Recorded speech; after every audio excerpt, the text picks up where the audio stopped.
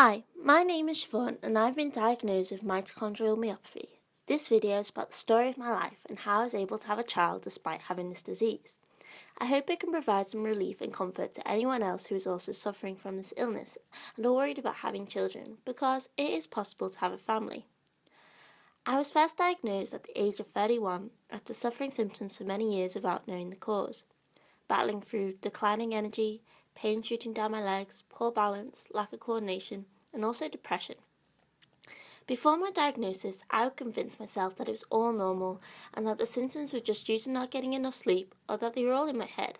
So in a way, it was a relief to find out that it was actually a fault in my genes causing me all this grief, and I wasn't just making it up. But once I knew that I had this disease, worries that I may never be able to have a healthy child became a reality. My unhealthy mitochondrial DNA would be passed on to my child and can result in them also suffering the symptoms of the disease, or even possibly not surviving into adulthood. So, I went to the doctors to see if I had any options, and they told me about a new reproductive technique that could be a solution to all my problems. It involved using 3 people's DNA, my own, my husband's, and a donor's. However, it was not without its faults. The method was new and not many people had undertaken it, so the long-term effectiveness of the method was unknown. My doctor was also honest in telling me that this procedure was under much scrutiny and controversy. So I did what any other person would in my situation, find anything and everything I could on Google. The internet isn't exactly what you would call a trustful source, but nevertheless, I spent countless long nights reading up on the procedure and the various ethical issues surrounding it, and actually learned that it wasn't that complicated or very different to any other IVF technique that have been used for years. The procedure starts by collecting eggs from a mother who has some sort of mitochondrial disease, like me, and also from a donor who has healthy mitochondria. The mother's egg, which has already been through in vitro fertilization, has its nucleus swapped and inserted into the donor's egg. The implantation which follows uses IVF techniques which have long been practiced, the only difference being that the resulting child would have genes from 3 different people. Hence the term 3-parent baby. Turns out that this is actually one of the biggest reasons that this procedure is criticised, as many people are uncomfortable with reconstructing the typical concept of family. Other people also believe that this would be a case of what's called crossing the germline, since the effects would be passed along through the generations. Though this may actually be beneficial, since the child would not have to worry about passing on any disease, as well as not having to cope with the various symptoms of the illness themselves, which can be very serious and even fatal. Another reason why this method is criticised is that some people believe that this technique could eventually lead to designer babies, in which parents would select traits for their child, but this would just be taking advantage of the technology, which is not the case when the health of the child is the only concern. So, after much thought and consideration, I finally decided that this procedure was right for me, and as a result of this huge process, I am lucky enough to have a beautiful baby of my very own.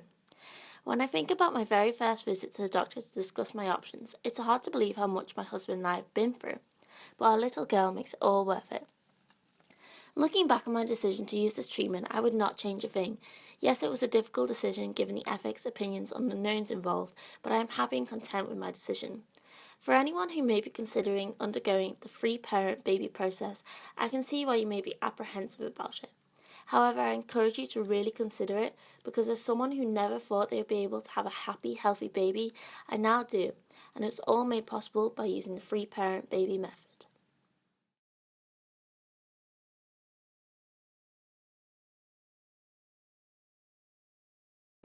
Hi, so I was really happy with our group effort.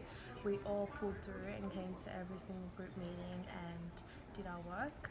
We also delegated the tasks evenly, and everyone helped to write the script and edit the video, but my main role was to record the video. Whilst I was recording the video, I had a bit of difficulties because it was really hard holding the camera up for like 4 minutes, but once everything got started, it was all good. Yeah. As a team, we found it relatively easy to decide on our topic of the 3-parent baby process because we all found it interesting and thought we could develop an informational yet interesting video on it. Siobhan and I came up with the idea originally, and Miriam and Priya both supported it. However, producing our video was actually a lot more difficult than we thought it would be. Initially, we wanted to draw each of the images with a whiteboard and then video this process. However, we realised this would be very difficult to film, and so I suggested we use hand-drawn images instead.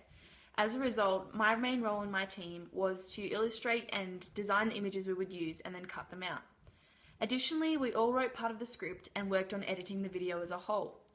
Overall, I feel we worked really well as a team. If I was to do it again, I would suggest that we seriously consider the logistics of producing a video of this type before going ahead with the idea, because whilst we were able to overcome this hurdle, it was very difficult and time-consuming.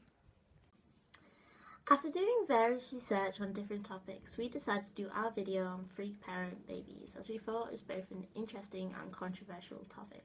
My role in the team was to edit the script and do the voiceover, as well as help with the final editing of the video.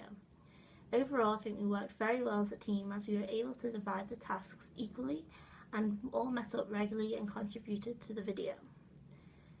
The most challenging part was the making and recording of the video, as none of us had experience in creating videos before. However, we all worked hard together to produce it. Go.